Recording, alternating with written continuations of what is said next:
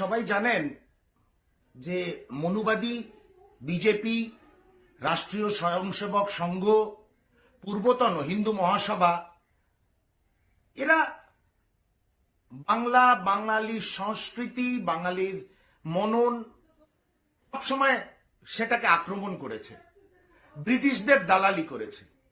সেই ব্রিটিশদের দালাল ভারতীয় জনতা পার্টির উচ্চ শিক্ষামন্ত্রী, অত্যন্ত উচ্চ শিক্ষিত মধ্যপ্রদেশের উচ্চ শিক্ষামন্ত্রী ইন্দর সিং পারমার গতকাল মন্তব্য করেছেন রাজা রামমোহন রায় ছিল নাকি ব্রিটিশদের দালাল। মুচুলেখা দেওয়া এদের পূর্বপুরুষ সাভারকার ব্রিটিশদের লিখেছিলেন, আমরা তোমার অনুরক্ত, যে পথে বলবে সে পথেই চলব। তারা আক্রমণ করে রাজা রামমোহন রায়কে।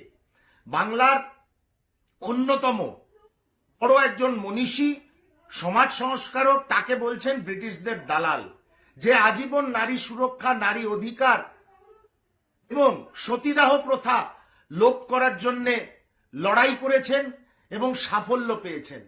বাঙালিরা তাকে দেবতার চোখে দেখে।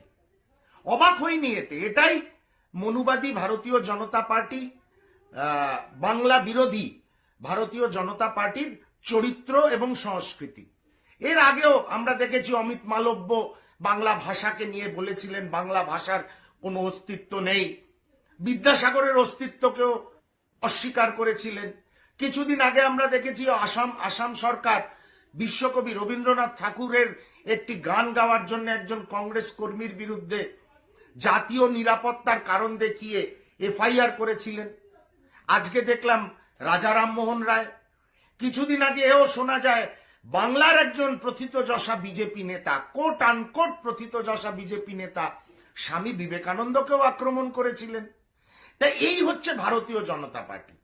ভেবে দেখবেন এরা বাংলার শাসক দলের বিকল্প হতে পারে কিনা, যারা বাংলার সংস্কৃতি, বাংলার শিক্ষা, বাংলার মনন, বাংলার মনীষী এবং সেই মনীষীদের আন্দোলনকেই যারা চেনে না, ক্রমাগত আক্রমণ করে, বাংলা ভাষার অস্তিত্বকে অস্বীকার করে, বাংলার সংস্কৃতিকে অস্বীকার করে, সেই ভারতীয় জনতা পার্টি শুধু মন্দির মসজিদের রাজনীতি নিয়ে আপনাদের সামনে এসে আমাদের পুরো সমাজকে যেভাবে বিপদগামী করার চেষ্টা করছে, তার থেকে আমাদের সাবধান হতে হবে।